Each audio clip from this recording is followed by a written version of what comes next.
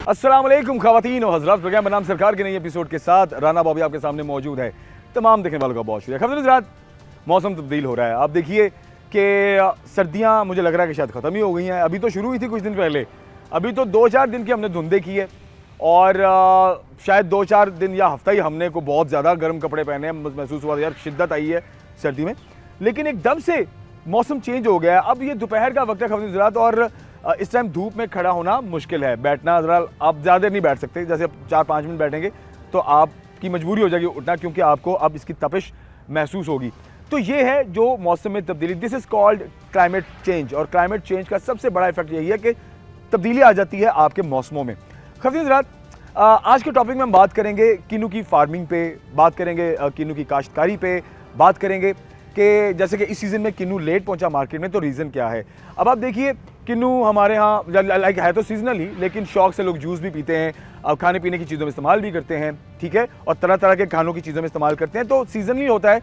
और जैसे कि आप ड्राई फ्रूट विंटर में बहुत इंजॉय करते हैं, और उसी तरीक़ा से जो आपकी सबसे मनपसंद जो आपका फ्रूट होता है, जो सीजनल होता है स्पेशली विंटर का, वो होता है किन्नू, वो होता है फ्रूटर, वो होता है माल्टे, वो होती है मौसमी, ठीक है।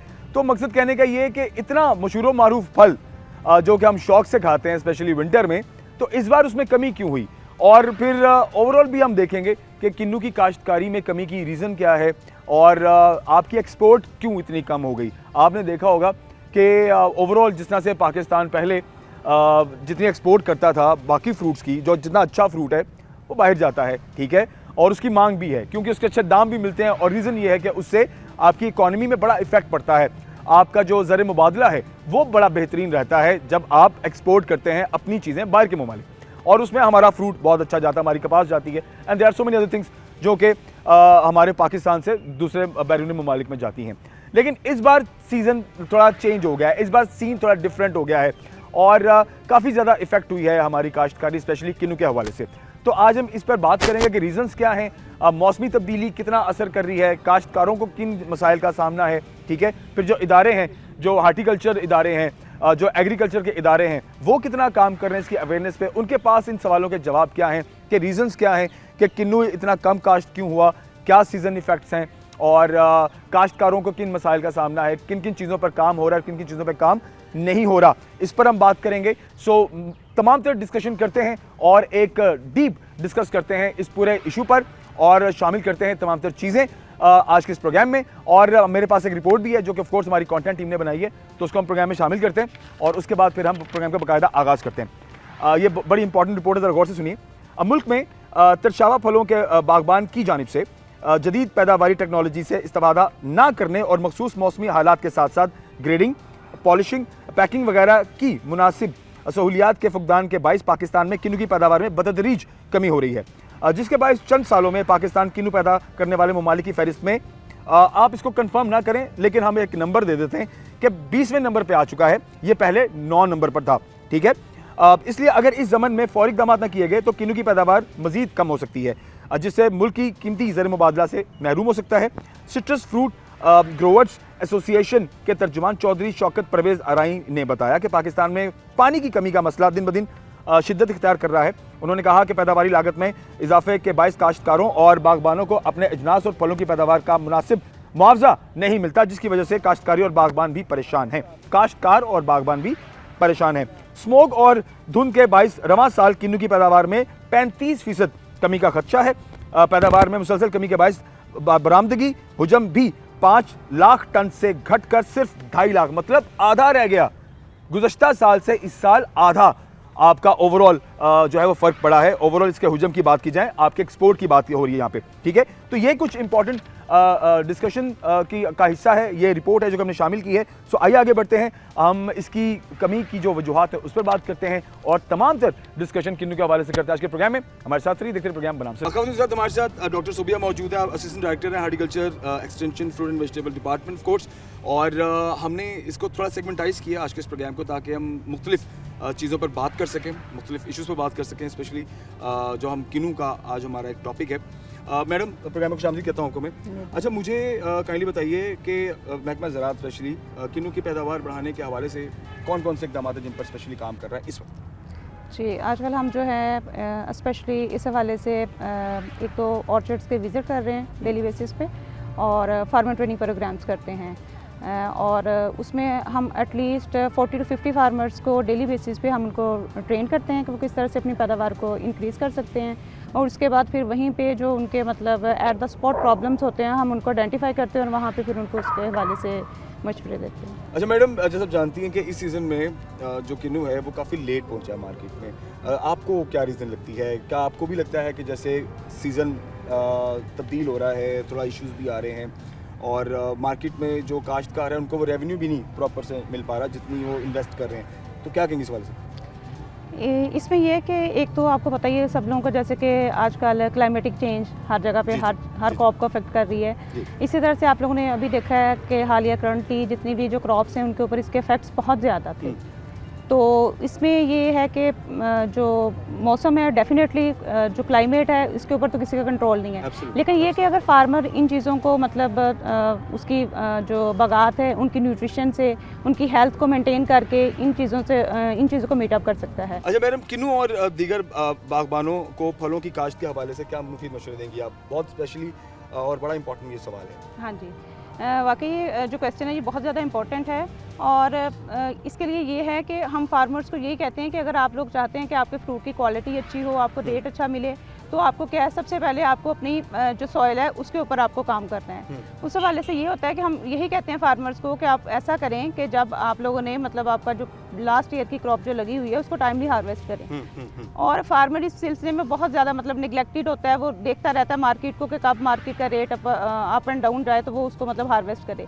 जब आप उसकी टाइमली हार्वेस्टिंग नहीं करते तो डेफिनेटली जो नेक्स्ट ईयर की जो क्रॉप है वो डेफिनेटली उसका वो फ्रूट सेट ही नहीं होता। यस, फिर वो जो है वो उसकी यील्ड जो है वो डिक्रीज हो जाती है। इस सिलसिले में फार्मर्स के लिए तो यही है कि उन्हें चाहिए कि एक तो टाइमली हार्वेस्ट करें और जैसे वो हार्वेस्टिंग कर लेते हैं तो उसके बाद सबसे पहले वो अपने न्यूट्रिएंट्स की मैनेजमेंट की तरफ आएँ। ठीक है, तो यही होता है कि दिसंबर, जैसे कि ये दिसंबर और जनवरी में आप फार्मर्स को चाहिए, स्पेशली सिट्रस के जो ग्रोअर्स हैं, कि वो अपनी जितना जो उनकी बागात की जो पोटाश और जो फास्फोरस की ज़रूरियात है उसको पूरा करें।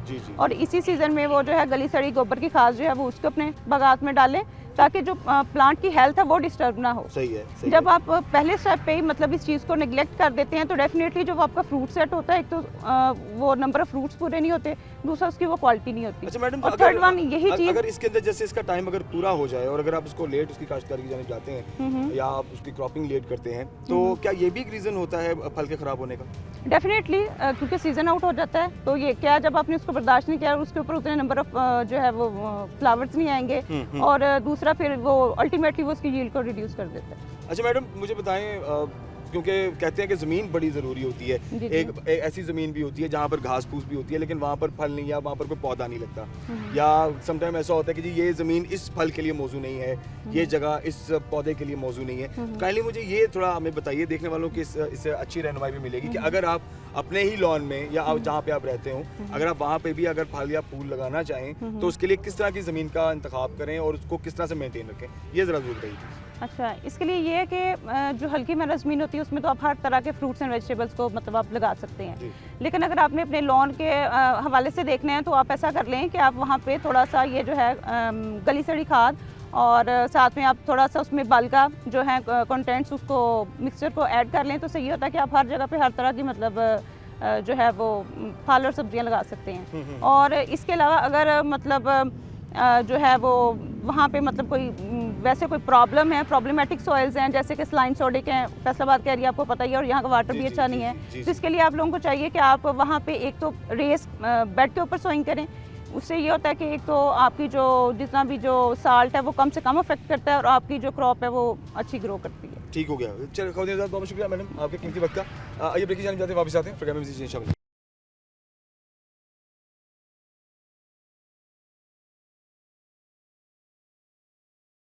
जैसे कि प्रोग्राम के आगाज़ में हमने बात की है कि पाकिस्तान में जो किन्नू की काश्तकारी है और जो पैदावार है उसमें काफ़ी हद इजाफा हुआ है अगर हम गुज़श्ता साल की बात करें।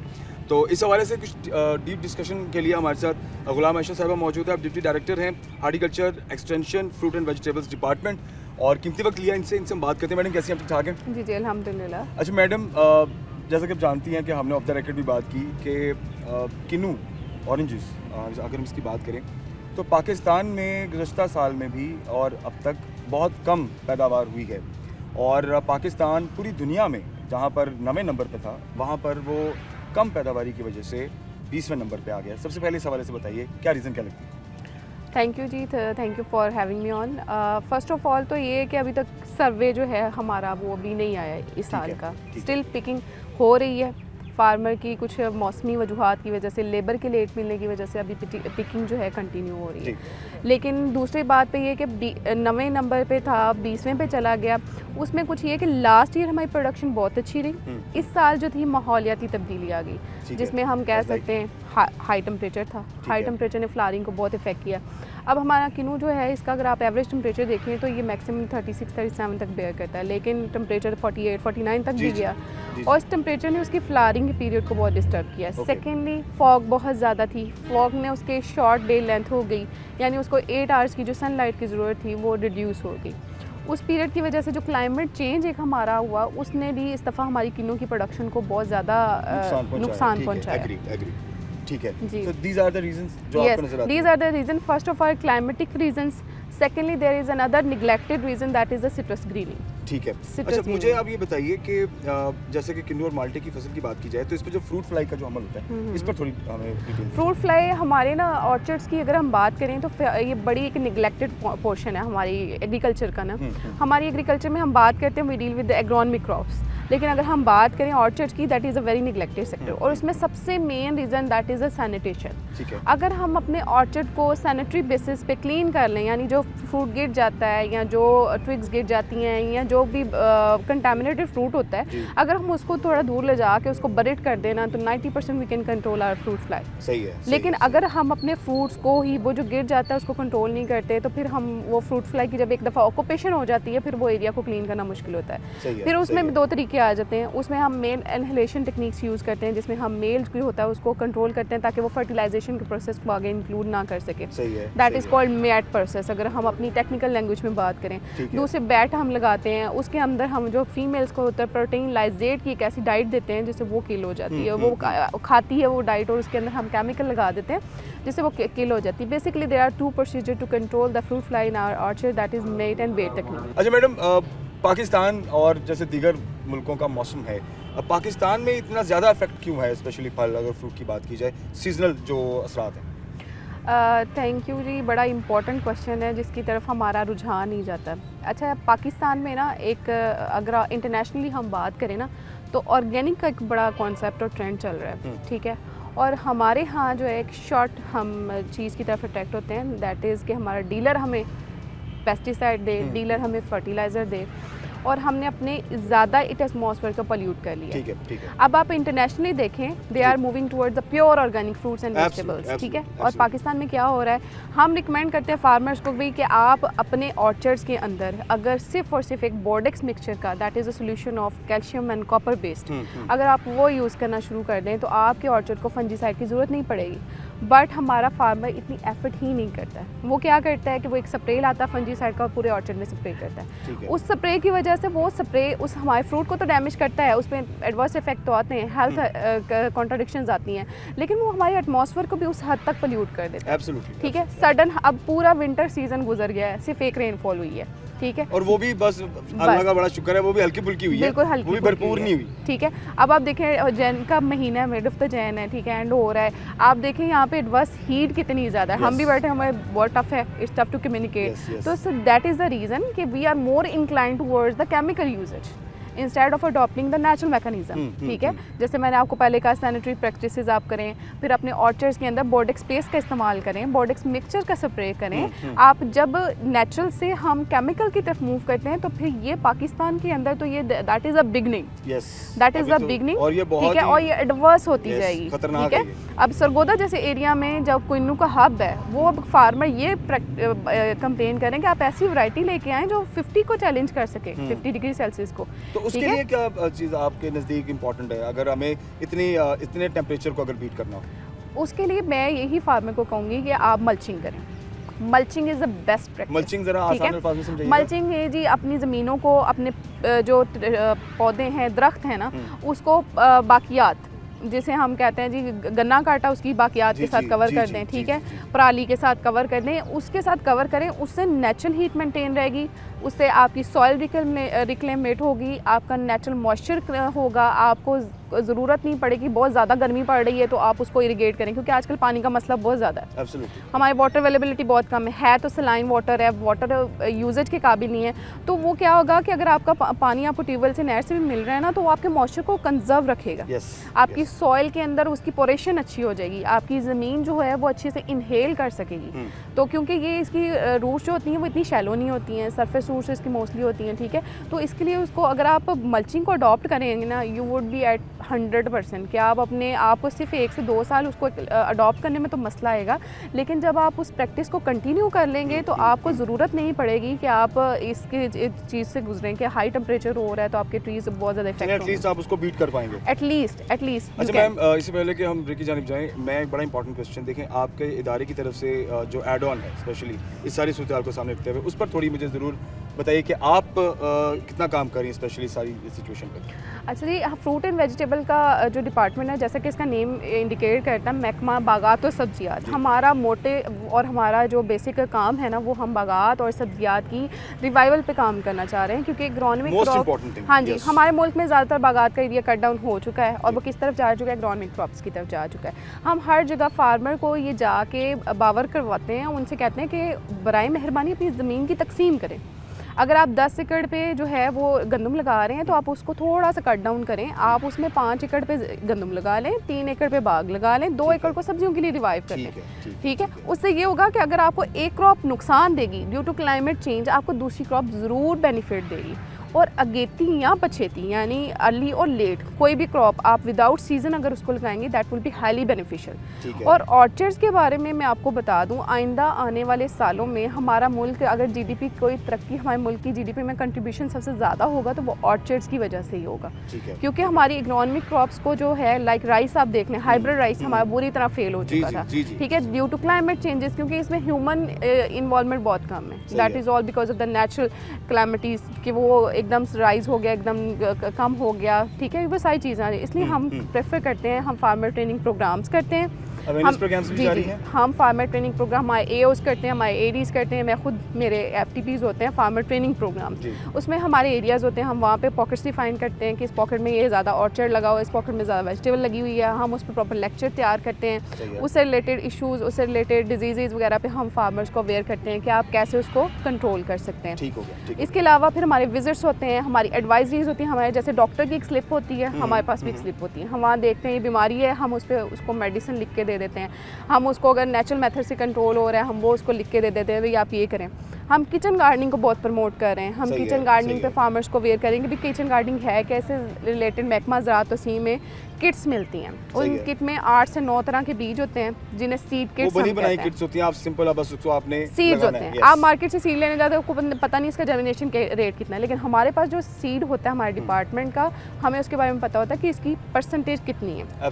ठीक है, इसके अलावा हम बायो फर्टिलाइजर्स पे बहुत कर रहे हैं, हम आपने किचन गार्डन लगा लिया लेकिन फिर भी आप कहते हैं इसको बोरॉन डालें, इसको पोटाश डालें, इसको डीएपी डालें, हम उस चीज़ को कट डाउन करने के लिए कह रहे हैं। अभी आप अपने घर की हर किचन की वो वेस्ट चीज़ एक ड्रम में रखें जो कि आपके यूज़ में नहीं है। सही है, ठीक है, प्याज के छिलके, केले के छिलके, अंडों के छिलके, जो भी आपका यूज़ है वो आप उसको 7 से 8 दिन में बेहतरीन किस्म की अपनी फर्टिलाइजर तैयार कर सकते हैं। ठीक हो गया, ठीक हो गया, थैंक यू वेरी मच, बहुत शुक्रिया जी। आइए ब्रेक की जानिब जाते हैं और प्रोग्राम में मज़ीद से शामिल करते हैं, हमारे साथ रहिए।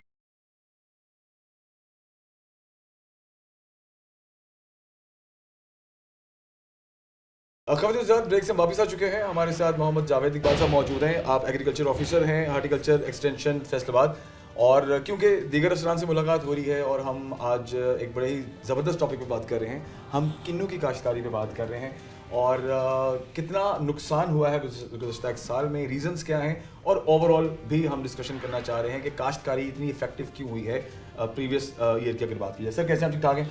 जी अल्हम्दुलिल्लाह, बहुत शुक्रिया। अच्छा, मुझे सर काइंडली बताइए सबसे पहले कि पिछले साल की निस्बत इस साल ये जो गुजरा है हमारा सीज़न, किन्नू की काश्तकारी में कमी की रीज़न आपको क्या लगती है? बिस्मिल्लाहिर्रहमानिर्रहीम जी, बहुत शुक्रिया, बहुत ही अहम सवाल है ये।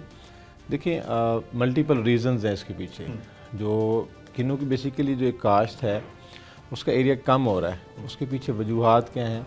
उसके पीछे वजूहात ये हैं कि जो बागात हैं उनके अंदर बीमारियां इस तरह की आ गई हैं कि पौधे खड़े खड़े सूख जाते हैं। जैसे उसमें एक स्लो डिक्लाइन है, एक क्विक डिक्लाइन है। अब इसके पीछे देखने में तो ये आता है कि 48 आवर्स के अंदर क्विक डिक्लाइन में पौधा डेड हो जाता है, ठीक है। और इसी तरह स्लो डिक्लाइन में 7 to 8 डेज़ के अंदर पौधे की डेथ हो जाती है। अब ये सडन यानी कि चीज़ें देखने में आई, लोगों के बागात ख़त्म हो गए। एक तो एरिया इस तरह से ख़त्म हो रहा है। दूसरा जो पुअर एग्रोनॉमिक प्रैक्टिस होती हैं, जिसको हम कह सकते हैं कि जो हमारे बागबान हजरात हैं, जब वो जो डिज़ायर्ड प्रैक्टिसेस होती हैं, जिसे आप कह सकते हैं कि ट्रू एग्रोनॉमिक प्रैक्टिसेस, वो अपने फार्म पे नहीं करते, तो फिर पौधा बीमारियों का शिकार होता है। प्रैक्टिसेस में कौन कौन सी इंपॉर्टेंट चीज़ें हैं जिसमें लैक हो रहा है? हाँ, उसमें 3 चीज़ें बहुत इंपॉर्टेंट है। एक जो है ना इरीगेशन, ओवर इरीगेशन बेसिकली कोई भी फसल है उसके लिए बहुत नुकसान का बायस बनती है। ठीक है सर, एज लाइक हमारी अब किन्नू की बात ही कर लेते हैं। अब इसका एक रूट जोन होता है, ठीक है जी। अब उस रूट जोन के अंदर अगर आप ओवर इरीगेशन करेंगे, लाइक एरेशन, पौधे की जो जड़ होती है वो भी सांस लेती है। जब आप पौधे को ओवर इरीगेट करेंगे तो वो ऑक्सीजन की डेफिशिएंसी होगी, उससे पौधे की ग्रोथ रुकेगी। अब पौधे की जब ग्रोथ रुकती है तो उसके साथ जितने प्रोसेसेस होते हैं, उसका फोटोसिंथेसिस हो रहा है, खुराक बन रही होता है, फूल होता है, फल होता है, सारा इफेक्ट हो जाता है। ठीक है। अल्टीमेटली जब उसका रूट जोन के अंदर पानी की एक्सेस रहेगी तो उससे क्या होगा, उसका जो क्या कहते हैं ग्रोथ का जो पोटेंशियल है वो कम हो जाता है। और दूसरी जो चीज़ है, अब हमारी ज़मीनों के अंदर हार्ड पैन डेवलप हो गया। अब इनिशियल डेज़ के अंदर पहले 4-5 साल में तो जो किन्नू का पौधा बहुत अच्छा फल देता है, बहुत अच्छा यानी कि आपको पोटेंशियल दे रहा होता है, लेकिन with the passage of time वो पोटेंशियल कम हो रहा होता है। अब बागवान भी इस चीज़ से क्या हो जाता है, उकता जाता है कि ये क्या हो रहा है, मैं इनपुट्स दे रहा हूँ लेकिन मेरा उस तरह से आउटपुट नहीं आ रहा। अब हमारी ज़मीनों में हार्ड पैन है, अब उस हार्ड पैन को जब तक ख़त्म नहीं करता फार्मर, और उसके बाद उसके साथ ज़मीन की फर्टिलिटी पे काम नहीं करता। और तीसरी चीज़, अब देखिए क्लाइमेट चेंज है। क्लाइमेट चेंज तो सर बड़ी डीप डिस्कशन हम करना चाह रहा हूँ मैं भी, कि जो क्लाइमेट चेंज और ग्लोबल वार्मिंग की बात हम करते हैं, हमारी आम लोगों को, जो एक ऐसा तबका भी है जिनको शायद नहीं भी पता होता ये क्या लफ्ज़ बोली जा रहे हैं, ये क्या, इससे फ़र्क क्या पड़ता है। काइंडली ज़रा इसको आप आसान अल्फाज में लोगों को समझाइए, क्लाइमेट चेंज हमारे एग्रीकल्चर को कितना इफेक्ट कर रहा है। जी, आसान अल्फाज में देखें, वो क्या रहा है कि आप देखें अब इस दफ़ा जो सर्दियों का स्पैन है वो ना होने के बराबर है, ऐसे ही शुरू हुई और ख़त्म भी। और दूसरा इस दफ़ा जो बारिश थी सर्दियों की वो भी नहीं हुई। अब इसका बहुत ही नेगेटिव इम्पैक्ट आना है, स्पेशली सारी क्रॉप्स के ऊपर। ठीक है जी, अब हम जरा 1 by 1 इस पर बात करते हैं। देखिए पहली बात है कि दर्जा हरारत की फ्लक्चुएशंस हैं। अब पौधे की जितनी ग्रोथ है वो लिंक्ड है 2 चीज़ों से। एक, सूरज की जो रोशनी है वो कितने घंटे के लिए पौधे को मिल रही है, और दूसरी जो चीज़ है वो ये है कि पौधा किस दर्जा हरारत को बर्दाश्त कर सकता है। अब हमारे यहाँ पर तो 45+ टेम्परेचर चला गया, नॉर्मल हो गया। लाइक मई जून जुलाई के अंदर इतना टेम्परेचर चला जाता है।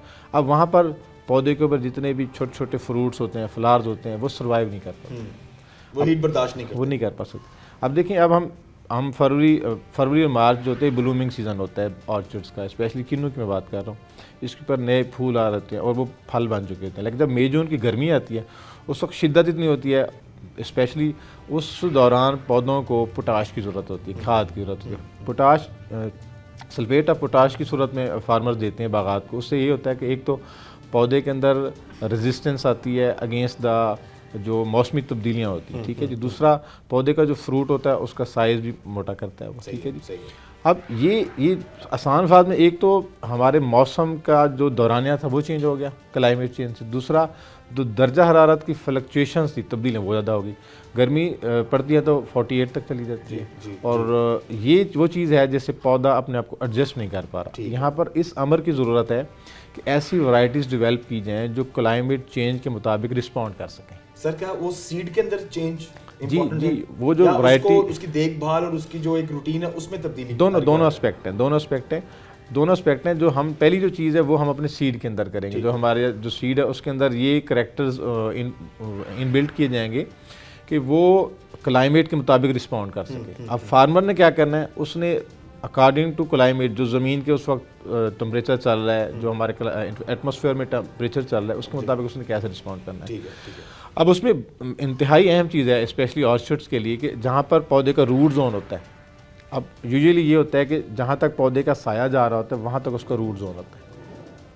अब साया मतलब अगर एक हम इसको कहते हैं direction कैनोपी, है। कैनोपी यूँ कह ले, प्लांट की कैनोपी होती है, छतरी जो होती है। जी जी ठीक है। अब हमारे फार्मर्स क्या करते हैं, उसके तने के अंदर पानी, इनके तने के इर्द गिर्द एक 2 फुट का गड्ढा खोदते हैं, वहाँ पे खाद दे देते ये हैं। एक आम तरीका है। ये रॉन्ग प्रैक्टिस है। ठीक है ठीक है। वो क्यों रॉन्ग प्रैक्टिस है? देखें, पौधे के अंदर, ट्री के अंदर 2 तरह की रूट्स हैं।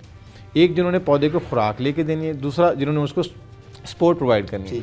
अब जो पहला 1 फुट होता है उसका, उसके अंदर वो रूट्स हैं जो उसे ज़मीन में होल्ड करती हैं, ठीक है, जो उसकी एंकर देती है, उसको एंकर देती है, जो उसकी बेस बनाती हैं। जिन्होंने उसे खुराक लेके देनी है वो तो होती हैं उसकी कैनोपी के एंड पे, जो लेफ्ट राइट निकलती है। लेफ्ट राइट होती है। अब पौधे की सपोज जो कैनोपी है वो 5 फुट जा रही है, तो उसकी जो फीडिंग रूट्स हैं वो 5 फुट पे बैठी हैं। हम खाद और पानी दे रहे हैं बेस में, ये भी एक रॉन्ग प्रैक्टिस है।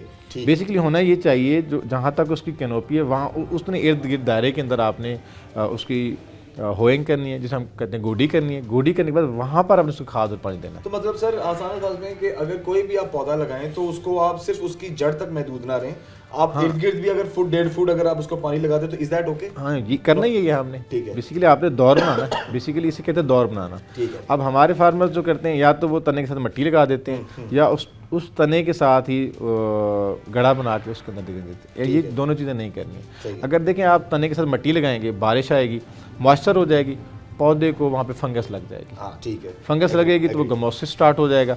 अब हमारा फार्मर वही रिवायती तरीके से चल रहा होता है, वो कहता है मिट्टी लगाना जरूरी है। क्यों लगाना जरूरी है? मिट्टी की तो जरूरत नहीं तने को, जो उसकी एंकर रूट है वो जमीन के अंदर है। ठीक है। आप थोड़ी सी 6 इंच या 1 फुट मिट्टी लगाएंगे, उससे पौधे को कोई फर्क नहीं पड़ने वाला।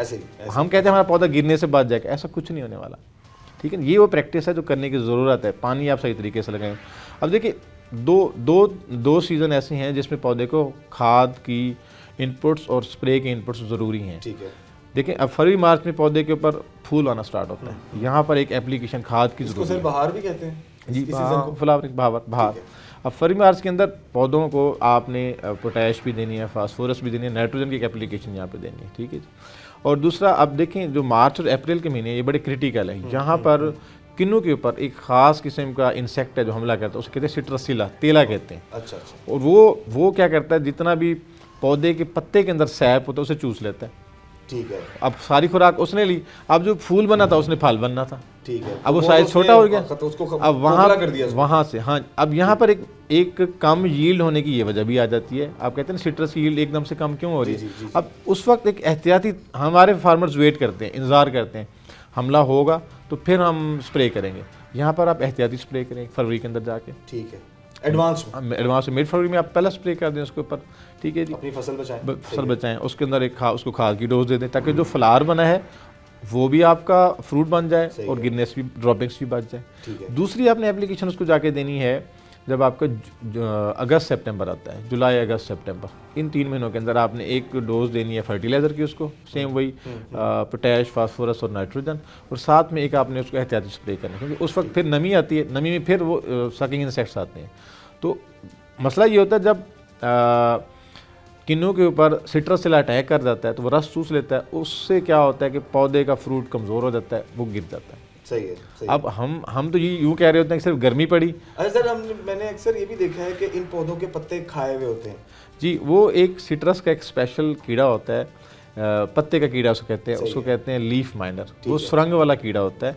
वो यानी कि तब आपको नज़र आता है जब पत्ते के अंदर निचली साइड से जाता है, पौधे का खुरच के जो फोटोसिंथेसिस होता है, जो पौधे की असल खुराक होती है, वो खा के चला जाता है। बस उसका यही काम है। हाँ, इसका यही काम है। देखिए, है चीज़, ये चीज़ पौधे के पत्ते के अंदर मेन चीज़ है खुराक, जिसने फल को फोटोसिंथेसिस देनी है।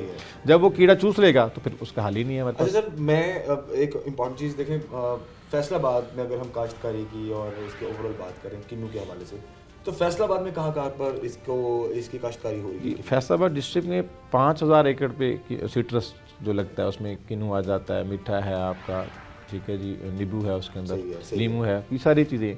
और आपका जड़ा वाला है तहसील है, समुद्री तहसील है, आपका तहसील फैसलाबाद है। क्योंकि स्पेसिफिक एक पिंड नहीं डिक्लेयर किया हुआ, लेकिन लोगों ने यानी कि 10-10 एकड़, 15-15 एकड़, 5-5 एकड़ के अपने ऑर्चर्ड लगाए हुए लोग कर रहे हैं। हाँ जी, कर रहे हैं यहाँ पर फैसलाबाद में भी कर रहे हैं लोग। ठीक है। लेकिन अपने शौक की बुनियाद पे कर रहे हैं। क्योंकि अब सर अच्छा देखिए, एक और overall मसला हाँ, आपके आपके तवज्जो से मैं कहूँगा जी, जी। कि हमारे यहाँ मेजॉरिटी ऑफ फार्मर जो होते हैं, ओनर्स जो होते हैं, वो बाग ठेके पे दे देते हैं। ठीक है, अब जब खाली ठेके ज़मीन है ठेके पे दे दी, इनके बाग है ना जी, आपका, बाग है, आपने ठेके बाग पे दे ठेके दिया। पे दे दिया। ठीक है। अब जो वो बागबान होता है जिसने ठेके पे बाग लिया, उसको कंसर्न होता है कि मैंने सिर्फ फ्रूट लेना है, वो बाग की सेहत के साथ उस तरह से केयर नहीं करता। ठीक है, एक ये बड़ा माहौल को डिक्लाइन भी, उस तरह से नहीं, जज करता है, वो सही है। अपनी मर्जी से इनपुट्स डालेगा, अपना खर्चा सही भी है, बचाएगा, सही लेकिन है। जो मालिक होता है उसने तो अपने बाग को बचाना है पहले। ये एक बड़ा फ़र्क है यहाँ पर कि जो मालिक है उसकी अप्रोच और तरह की होगी, जो ठेकेदार है तो उसकी अप्रोच और तरह की होगी। क्योंकि उसका तो रेवेन्यू से कंसर्न है। हाँ जी, तो यहाँ पर बहुत सारे फार्मर्स की कॉल भी आती है कि सर हमारा बाग बीमार हो गया। मैं अक्सर कहता हूं कि आपने पिछले 6 मंथ में क्या इनपुट्स दिए हैं इसको। ठीक है। जब वो रिव्यू होता है पता चलता है जब वो जो डिज़ायर्ड इनपुट्स थे वो डाल ही नहीं गए। सही है, तो सही इस वजह से ये बड़ा एक हमारे जो सिट्रस के डिक्लाइन में एक ये वजह भी आती है, जो इनपुट्स रिक्वायर्ड हैं वो या तो मिल नहीं रहे हैं, अगर मिल रहे हैं तो वो सफिशिएंट क्वांटिटी में नहीं मिल रहे। ठीक है, तो ये यानी कि एक सिंगल रीज़न नहीं है सिट्रस डिक्लाइन के, उसमें मल्टीपल रीजंस हैं। सही है। फील्ड के अंदर मैनेजमेंट भी है, क्लाइमेट चेंज के अंदर भी है, हमें वैराइटल इंप्रूवमेंट की जरूरत भी है। मतलब मल्टीपल इश्यूज हैं। हाँ, मल्टीपल रीजंस हैं ये, ठीक है। जिनको एट द दो तरीकों से एड्रेस किया जा सकता है। ठीक है जी, पहली चीज़ है कि फार्म के ऊपर ऑन फार्म मैनेजमेंट है, वो जो बंदा फार्म के ऊपर है उसने ही करनी है। और दूसरी चीज़ है रिसर्च के अंदर। अब रिसर्च ने, क्योंकि क्लाइमेट चेंज हो रहा है, ड्यूरेशन हमारे चेंज हो रहे हैं वेदर्स के, और जो टेम्परेचर की इंटेंसिटी है वो बढ़ रही है, उसके मुताबिक उन्होंने वैराइटल करैक्टर्स इंट्रोड्यूस करने हैं। सही है, सही है। फिर ये मसाइल हल हो सकते हैं। अच्छा सर, मैंने जैसे कि हमने बताया कि पिछले हिस्से में भी बात की है कि पाकिस्तान एक्सपोर्ट में एटलीस्ट टॉप 10 में था जी, ठीक है, और अब वो टॉप 20 में मतलब बिलो जो है द नंबर हो गया है। तो इसके पीछे क्या काश्तकारी की कमी आपको लगती है? चले वो तो रीजंस हमने देख लिए, काफ़ी सारे रीजंस पे बात भी हो गई है। तो जो गवर्नमेंट की सपोर्ट है, क्या आपको लगता है कि कहीं ना कहीं जो गवर्नमेंट के वसाइल हैं या एक्सपोर्ट में कमी की वजह ये भी इनका भी कहीं ना कहीं इसके अंदर पार्ट है, ऐसा कुछ लगता है आपको? और देखिए, जब एक अच्छी क्वालिटी का फ्रूट प्रोड्यूस होता है आपकी कंट्री के अच्छी अंदर, क्वालिटी का फ्रूट सर जा ही बाहर रहा है, ये तो हम जानते हैं। ठीक है ना। अब आपने कहा कि एक्सपोर्ट कम हुई है आपकी। हाँ। देखिए, आपके क्वेश्चन के अंदर इसकी आंसर है, जब आपके पास क्वालिटी फ्रूट नहीं होगा तो एक्सपोर्ट नहीं होगा। आपका जो प्रोड्यूस है वो उतना ही है, लेकिन हो क्या गया, उसकी क्वालिटी रिड्यूस हो गई। जब सही। क्वालिटी रिड्यूस हुई तो आपका एक्सपोर्ट कम हो जाएगा। अब इसमें यहाँ पर ज़रूरत इस अमर की है कि हम जो अपनी प्रोड्यूस कर रहे हैं वो क्वालिटी प्रोड्यूस करें। सर खादों के रेट्स भी बहुत बढ़ गए हैं, ये भी उस पर मैं बात करता हूँ। देखिए, अब जो आपका किन्नू, अक्सर आप मार्केट में जाते हैं, कभी देखें उसके ऊपर चांदी कलर का एक लाइनें होती हैं, एक लेयर होती है, वो क्या है? वो सिट्रस कैंकर है। अच्छा, ठीक है, ये सिट्रस क्या होता कैंकर है, ये बैक्टीरियल डिजीज़ है। अच्छा, अच्छा, अब आप जब बाहर एक्सपोर्ट करेंगे तो वो कोई नहीं लेगा आपसे। सही है। ठीक है, वो उसका टेस्ट भी करेंगे, लाइक आपने जो पेस्टिसाइड उस पर यूज़ किए हैं उसका क्वालिटी टेस्ट करेंगे वो। अब जब ये फ़िल्टर्स लगते हैं तो फॉरेन कंट्रीज़ पहले वो चेक करते हैं, अगर आप उनके ISO स्टैंडर्ड्स को फॉलो करेंगे देन आप एक्सपोर्ट कर सकते हैं। यहाँ पर हमें मोर अवेयरनेस की ज़रूरत है अपने फार्म के ऊपर। अगर हमारा फार्मर एक्सपोर्ट क्वालिटी का फ्रूट प्रोड्यूस करेगा तो फिर एक्सपोर्ट ईजी है आपकी, क्योंकि लोग तो यहाँ पर आए हुए हैं। आप देखें ना, मैंगो क्या है, मैंगो का क्वालिटी प्रोड्यूस हो रहा है, वो जा रहा है बाहर। अब मैंगो सिट्रस में इशू आया है तो हमारा फार्मर कहता है हमारा इधर ही बिक जाए, हमें कोई मसला नहीं है। सही है। जब इस तरह से सोच होगी तो फिर मसाइल आएंगे। Absolutely, absolutely. खलील जनाब, एक ब्रेक की जाने जाते हैं, ब्रेक के बाद वापस आते हैं, और ब्रेक के बाद जावेद इकबाल साहब से बड़े इंपॉर्टेंट क्वेश्चंस हैं काश्तकारी के हवाले से। और फैसलाबाद में बड़े बड़े पैमाने पर इतने ज़बरदस्त किस्म की काश्तकारी हो रही है, और ऐसी ज़बरदस्त चीज़ों की काश्तकारी होगी, आप सुनेंगे आप हैरान हो जाएंगे। ब्रेक के बाद वापस आते हैं, हमारे साथ रहिए।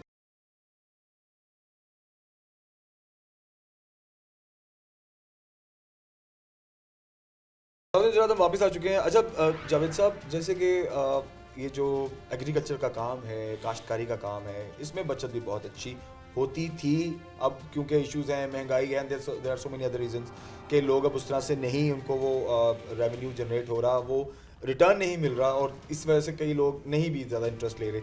आप काइंडली मुझे बताइए कि स्पेशली अगर हम फ्रूट, वेजिटेबल या काश्तकारी के ओवरऑल इस शोबे की बात कर लें, तो इसको हम मोर इफेक्टिव कैसे बना सकते हैं और इससे ज़्यादा रेवेन्यू कैसे जनरेट कर सकते हैं? वेल, ये बहुत अच्छा सवाल है, क्योंकि आज का हमारा फार्मर परेशान हाल नज़र आ रहा है। लेकिन वो फार्मर्स जो प्रोग्रेसिव फार्मर हैं, जो अपने फार्म के ऊपर मॉडर्न ट्रेंड्स को फॉलो कर रहे हैं, वो बहुत अच्छे प्रॉफिट के अंदर जा रहे हैं। अब इसमें ना सबसे जो अहम चीज़ है वो ज़री मनसूबाबंदी है। हम कोई भी बिजनेस करते हैं उसकी बहुत अच्छी प्लानिंग करते हैं, लेकिन हमारे फार्मर्स के यहाँ ये एक ट्रेंड है कि वो उस तरह से प्लानिंग नहीं करते, लाइक इसको एज ए बिजनेस नहीं कंसिडर करते। वो कहते हैं वरासती ज़मीन मिली है बस ठीक और है, जो उगाई जाओ तो जो खाई उस जाओ। पे उगाई जा रहे हैं बस वही काम वही करते एक जाओ। ट्रेंड चला हुआ है ना, जी, एक जी, ट्रेंड। इसको मैं अक्सर कहता हूँ कि ये एक ब्लाइंड फॉलोइंग है। अगर एक फार्मर ने एक चीज़ कल्टीवेट की है तो दूसरा फार्मर उसको फॉलो करता है, ऐसा नहीं होना चाहिए। आपका टोटल जितना भी रकबा है 5 एकड़ है, 10 है, 100 है, 1000 है, उसको आप डिवाइड करें, ठीक है जी। डिवाइड इस तरह से करें, आप देखें आपके करीब कौन सी मंडियाँ लगती हैं, ठीक है जी। आप पहले उसकी सेल्स स्ट्रेटजी बनाएं, ठीक। अगर आपका सेल्स स्ट्रेटजी है तो फिर उसको डिवाइड करें आप किस तरह से। अब देखें एग्रीकल्चर है ना, आपके पास ज़मीन है, आप वहाँ पे रोज़ की कल्टीवेशन कर सकते हैं। अब फैसलाबाद है, यहाँ पर एक ऐसा फार्म है जो 100 एकर्स के ऊपर रोज़ लगा रहा है, यानी कि गुलाब की बहुत बड़ी इंडस्ट्री उसने बनाई है, सही है। ठीक और हर तरह का वो काला, हाँ जी, नीला नीला वो प्रोसेसिंग भी कर रहा है, सही है, प्रोसेसिंग भी रेड, कर रहा है, ठीक है। अब देखिए वो फार्मर इतना प्रोग्रेसिव क्यों है, वो डायरेक्ट मार्केटिंग भी कर रहा है, उसकी वैल्यू एडिशन भी कर रहा है। अब हमारे 90% फार्मर तो वैल्यू एडिशन से बेखबर है। सही है, सही अगर हमारा फार्मर अपना इस तरह से सिस्टम ले जाए कि वो प्रोडक्शन भी करे और वैल्यू एडिशन भी करे, सही। तो फिर उसका प्रॉफिट मल्टीपल टाइम्स ज़्यादा हो सकता है, ठीक है। ठीक है। फिर अब हमें रूटीन से हट के क्रॉप्स लगाने की ज़रूरत है। जैसे अब फैसलाबाद में हल्दी भी लग सकती है, ठीक है जी। अब लोग इस पर जानते ही नहीं है कि हल्दी की फसल भी है कोई जो यहाँ पर उग सकती है, वो सही है, सही ठीक है। है। लेकिन ये बड़ी और पोटेंशियल वो भी आपकी आम, यही जो आम जमीन है इसी में, या उसके लिए भी कुछ स्पेसिफिक नहीं, तरह नहीं, की ये आप हमारी सोचिए? जो फैसलाबाद की आम ज़मीन है, इनमें लोग ठीक है। उगा रहे हैं, सही है, बल्कि यू रिसर्च ने तो सक्सेसफुली इसको एक्सपेरिमेंट भी करके दिखा दिया। सही है, सही है। अब इसके साथ साथ देखें, अब आप फार्मर हैं, आप 5-10 मरला के ऊपर किचन गार्डनिंग का कंसेप्ट जी, जी, हम जी, शहरों में जी, तो जी, बहुत ज़्यादा प्रमोट कर रहे हैं। बिल्कुल।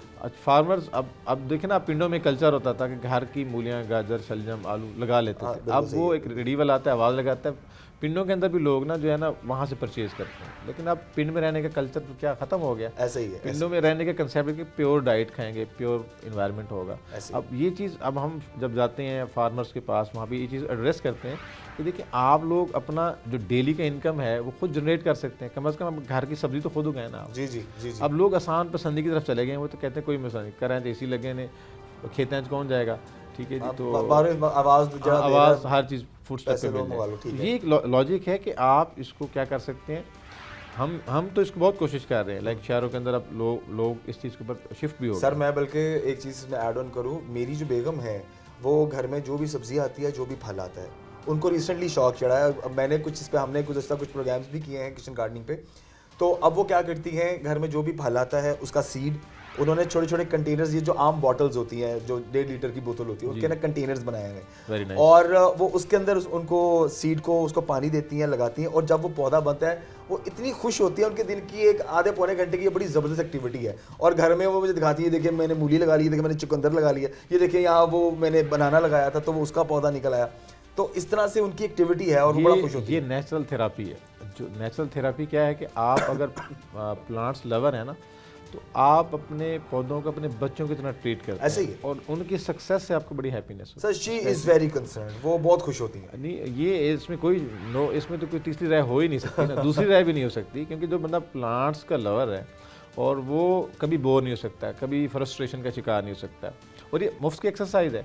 आप यानी कि जो लोग घरों में बैठे हैं, अब वैसे तो उनका उठने को दिल नहीं करता, अगर उन्होंने 10 गमले लगा लिए तो वो उनको पानी देंगे, गोडी करेंगे, उठेंगे, बैठेंगे, छत पे लगाया तो छत पे जाएंगे। ये मूवमेंट है, एब्सोल्युटली मूवमेंट। और मैंने बहुत सारे लोगों को फैसलाबाद में, शहरों के अंदर, यहाँ पे शहर के अंदर 5-5 मरला के किचन गार्डन प्लॉट्स एडजस्ट हुआ के दिए, ताकि लोग इसको प्रमोट कर सकें।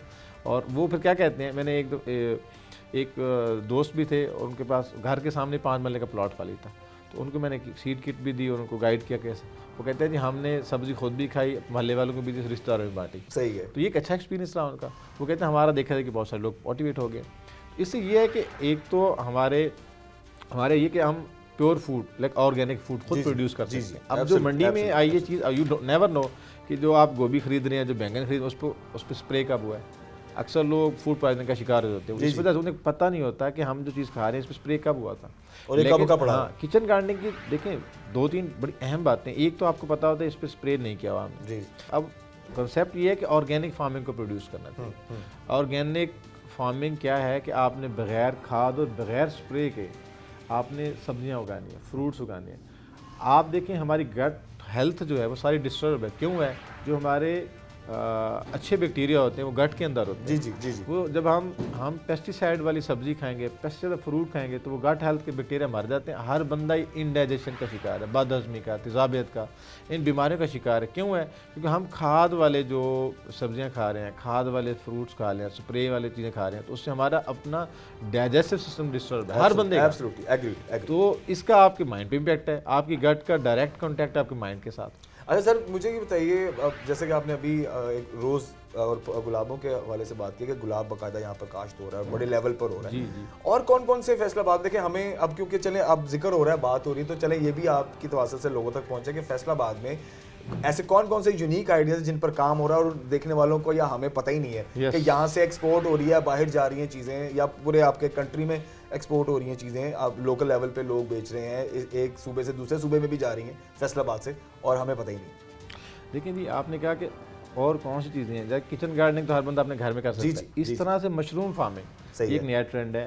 मशरूम प्रोटीन का बेस्ट अल्टरनेटिव है, ठीक है जी, जी। जी। अब हर बंदा मीट नहीं परचेज कर पा रहा था, तो आप सिर्फ घर के अंदर एक छोटा सा कमरे के अंदर आप खुद मशरूम प्रोड्यूस कर सकते हैं। फैसला बंद कर बहुत सारे फार्म लोग हैं जो घरों के अंदर मशरूम प्रोड्यूस कर रहे हैं, ठीक है जी। उसको और जिस तरह ऑयस्टर मशरूम है, जी ठीक जी है जी जी। तो कहने की मकसद ये है कि आप माइंड बनाए कि बिजनेस करना है, ठीक है जी। अब देखिए, चाइना आपकी मार्केट में यहाँ पर मशरूम दे रहा है। आप Okay. कभी भी किसी बड़े मार्ट पे जाएं, सारे चाइनीज़ मशरूम के आपको पिकल मिलेंगे, आपको पाउडर मिलेंगे। जितने बॉडी बिल्डर बिल्कुल नजर आते बिल्कुल हैं वो प्रोटीन शेकर यूज़ कर रहे हैं, वो क्या है, सारा चाइना दे रहा है उनको। तो हम पाकिस्तानी भी प्रोड्यूस कर सकते हैं, लेकिन बात अवेयरनेस की और इंटरेस्ट की है। अगर हमारे लोग इस साइड पे हैं तो ये भी कर सकते हैं। ज़बरदस्त ज़बरदस्त। थैंक यू वेरी मच जी, बहुत शुक्रिया आपके प्रेशियस टाइम का। खबरदार प्रोग्राम को ख़त्म करते हैं, और आज के प्रोग्राम में हमने किन्नू की फार्मिंग, इसमें पाकिस्तान क्यों लैग कर रहा है और हमारी एक्सपोर्ट में कमी क्यों आई है, इस पर हमने बात की।